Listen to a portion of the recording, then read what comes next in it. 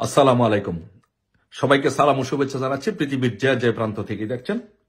আসসালামু আলাইকুম। সো আজকে আলোচনা করব যে আমি মনে করি যে এই বিশ্বে বর্তমানে নোবেল পুরস্কার পাওয়ার জন্য একমাত্র সিলেক্টেড ব্যক্তি হওয়া উচিত শেখ হাসিনা। নোবেল পাওয়ার আগে তো আর প্রেডিক্ট করা যায় না যে কে নোবেল পেতে পারে কে নোবেল পেতে পারে না, বাট শেখ হাসিনার ক্ষেত্রে এটি হচ্ছে একটি ভিন্ন। কারণ এই মুহূর্তে এই পৃথিবীতে একজন ব্যক্তি যদি নোবেল পুরস্কার পাওয়ার জন্য আনপ্যারালাল শান্তিতে, উন্নয়নে, অগ্রগতিতে, শান্তিতে বিশেষ করে নোবেল পুরস্কার পাওয়ার জন্য যদি কোনো ব্যক্তি থেকে থাকেন আনপ্যারালাল, সেটি হচ্ছে শেখ হাসিনা। কেন শেখ হাসিনা নোবেল পুরস্কার পাওয়ার যোগ্য? কেন শেখ হাসিনাকে নোবেল দেওয়া উচিত? আসুন দেখি। আচ্ছা, আপনি দেখেন, বিশ্লেষণ করেন যে বাংলাদেশের মতো একটি দেশ, যে দেশটাতে পৃথিবীর অন্য অন্য দেশ যদি আপনি বিবেচনা করেন, সেই দেশগুলোতে দেখবেন যারা মুক্তিযুদ্ধের বা স্বাধীনতা যুদ্ধের বিপক্ষে থাকে তাদেরকে মেরে ফেলা হয়েছে। এমনকি দ্বিতীয় বিশ্বযুদ্ধের পরে বিভিন্ন জায়গায়, স্পেন এবং বিভিন্ন জায়গায় ল্যাম্পপোস্টের সাথে বেঁধে এই স্বাধীনতা বিরোধীদেরকে বা মুক্তিযুদ্ধে যারা পরাজিত হয়েছিল তাদেরকে মেরে ফেলা হয়েছে।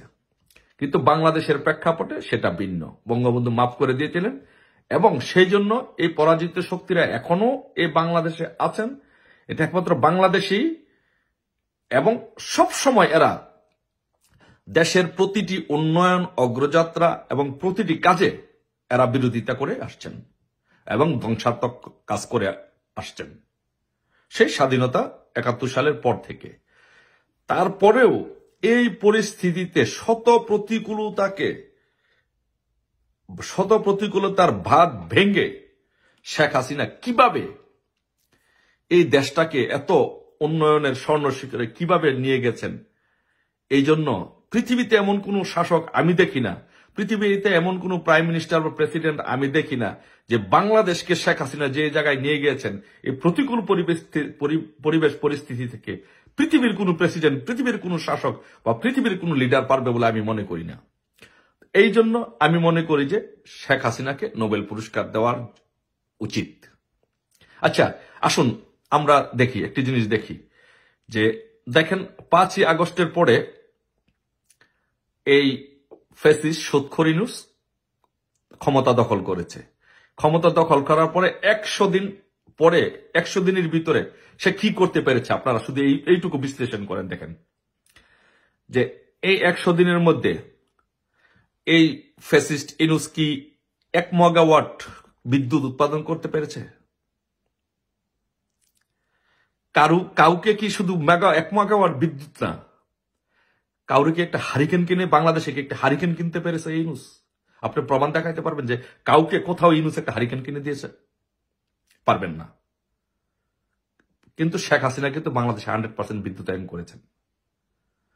তারপরে দ্বিতীয়ত আসেন যে আপনি বলেন তো এই সারা বাংলাদেশে আপনি কোথাও বলতে পারবেন যে এই সুৎখোর ইউনূস একটি কাঠের ব্রিজ বা একটি বাঁশের ব্রিজ নির্মাণ করেছে?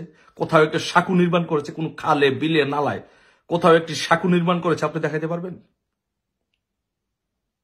পারবেন না। কিন্তু শেখ হাসিনা কিন্তু বাংলাদেশে অসংখ্য পদ্মা সেতু থেকে নিয়ে বড় বড় সেতু, ব্রিজ, কালপাট, কর্ণফুলী টানেলের মতো অসংখ্য যোগাযোগ ব্যবস্থার জন্য অসংখ্য ব্রিজ নির্মাণ করেছে। তাই এই প্রতিকূল পরিস্থিতিতে যেখানে ১০০ দিন একটা দেশ চালাইতে পারে না সুৎখোর ইউনূস, সেখানে শেখ হাসিনা এই দেশকে ১৭ বছর শাসন করে উন্নতির স্বর্ণ শিখরে পৌঁছেছেন। তাহলে অবশ্যই শেখ হাসিনাকে নোবেল পুরস্কার দেওয়া উচিত, নোবেল প্রাইজ দেওয়া উচিত। তারপরে আপনি আসেন যে সারা বাংলাদেশে আপনি বলেন তো, আপনি কি কোথাও প্রমাণ দেখাইতে পারবেন? কেউ কি বলতে পারবে? চ্যালেঞ্জ করে বললাম যে আমি কোথাও এই ইউনূস, স্বৈরশাসক ইউনূস কোথাও কাউকে একটা ঠেলা গাড়ি কিনে দিতে পেরেছে? কাউকে একটা ট্রাক, একটা টেম্পো কিনে দিতে পেরেছে? একটা সিএনজি কিনে দিতে পেরেছে বাংলাদেশে? পারে নাই। বাট শেখ হাসিনা বাংলাদেশে মেট্রো রেল সহ যে আধুনিক যোগাযোগ ব্যবস্থার যেই ব্যবস্থা সেটি কিন্তু শেখ হাসিনা করে দিয়েছেন। তাহলে কেন শেখ হাসিনা, এই জন্যই বললাম যে শেখ হাসিনাকে বাংলাদেশে পৃথিবীর ইতিহাসে একটা বিরল শেখ হাসিনাকে নোবেল পুরস্কার দেওয়া উচিত। আপনি বলেন তো, আরেকটা জিনিস বলেন তো, যে বাংলাদেশে আপনি কোথাও বলতে পারবেন যে কোন রাস্তার মধ্যে এই সুদখোর ইউনূস এক পাতি বা 100 টাক মাটি ফেলতে পেরেছে? কোন রাস্তায় বাংলাদেশে কোথাও দেখাইতে পারবেন? চ্যালেঞ্জ করে বললাম, কেউ নজির দেখাইতে পারবেন? পারবেন না।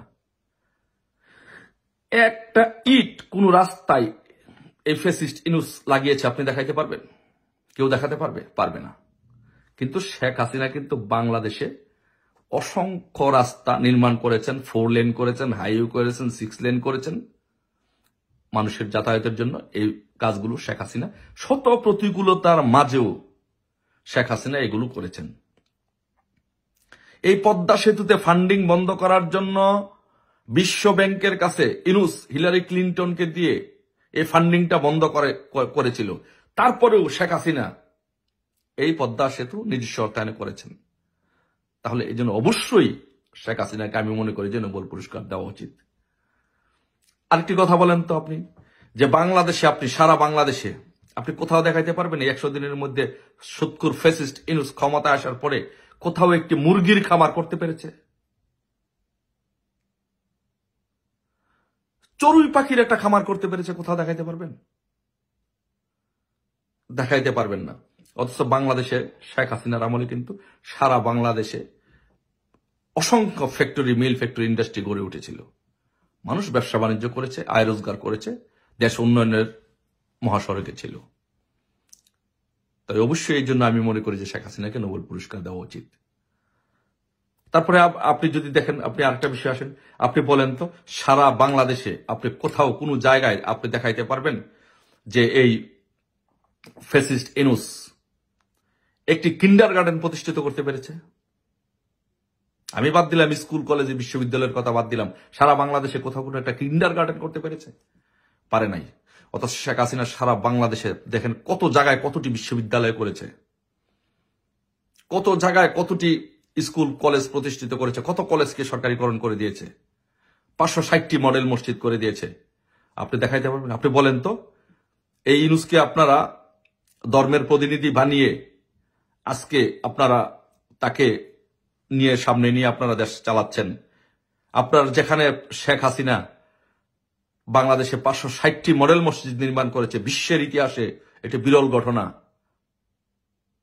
এমন পৃথিবীতে ইতিহাসে আপনি দেখাইতে পারবেন না এরকম 560টি মডেল মসজিদ একসাথে নির্মাণ করা হয়েছে। এটি শেখ হাসিনা করেছে। আর পক্ষান্তরে ইউনূসকে বলেন তো কোথাও একটি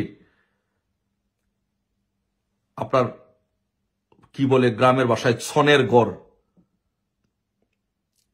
বা একটি মাটির গড়ে কোথাও একটি মসজিদ নির্মাণ করতে পেরেছে? পারে নাই। কিন্তু শেখ হাসিনা সেটা করেছে। তাহলে শেখ হাসিনাকে বিশ্ব শান্তির অগ্রদূত হিসাবে, মানুষের শান্তির, জীবনে শান্তি প্রতিষ্ঠিত করার জন্য শেখ হাসিনাকে নোবেল পুরস্কার দেওয়া উচিত।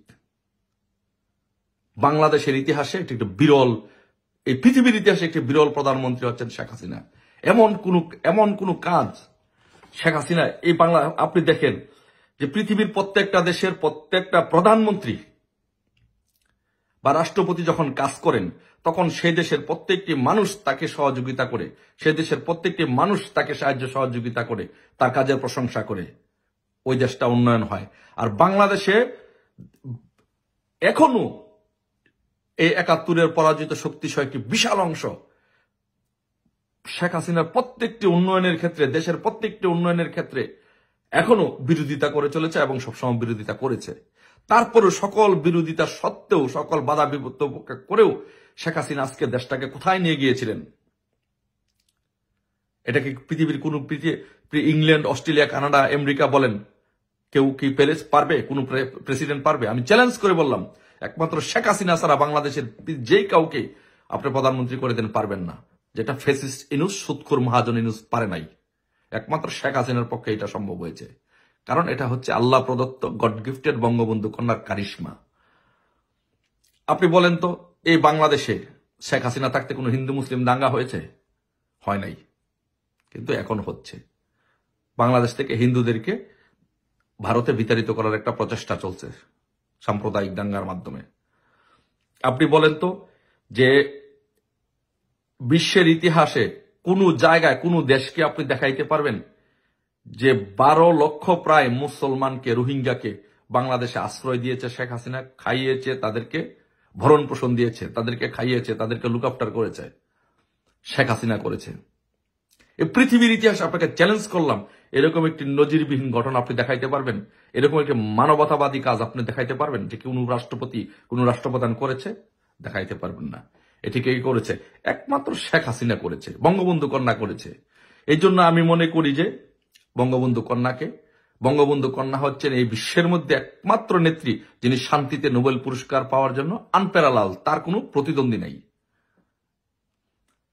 100 দিনের মধ্যে, যেখানে 100 দিন একটা দেশ চালাইতে পারল না ফেসিস ইউনুস্ট, এই দেশটাকে ধ্বংস করে দিল। মানুষের মনে আজকে প্রশ্ন, তাদের সন্তানের ভবিষ্যৎ কি হবে, তাদের ভবিষ্যৎ কি হবে, তাদের জীবন জীবিকার কি হবে। আজকে সেই দেশটার মধ্যে 100 দিনের মধ্যে দেশটাকে ধ্বংস করে দিয়েছে।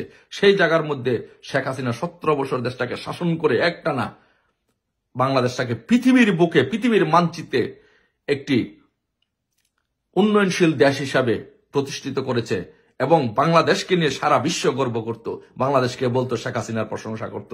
সেই নেত্রী আমি মনে করি যে বাংলাদেশের নেত্রী হিসাবে, এই বিশ্বের একজন আদর্শিক নেত্রী হিসাবে, বিশ্বের মধ্যে একটি কারিশমেটিক লিডার হিসাবে বঙ্গবন্ধু কন্যা দেশরত্ন শেখ হাসিনা নোবেল পাওয়া উচিত। এবং আমি মনে করি যে এই মুহূর্তে শেখ হাসিনার আশেপাশে কেউ নাই, আনপ্যারালাল ক্যান্ডিডেট হচ্ছে শেখ হাসিনা বিশ্বতে শান্তিতে নোবেল পুরস্কার পাওয়ার জন্য। আশা করি ইনশাল্লাহ এই বিশ্বের যারা নোবেল পিস প্রাইজ কমিটি আছেন তারা সেই বিষয়টি বিবেচনা করবেন এবং তাদের নজরে আসবে এবং শেখ হাসিনা এই বিশ্বের ইতিহাসে শান্তি প্রতিষ্ঠা করার জন্য, এমন একটি প্রতিকূল পরিস্থিতি থেকে একটি দেশকে এই জায়গার মধ্যে নিয়ে যাওয়ার জন্য, এমন একটি বিরল নেতৃত্ব দেওয়ার জন্য শেখ হাসিনা অবশ্যই ইনশাল্লাহ নোবেল পুরস্কার পাবেন। সবাই ভালো থাকবেন।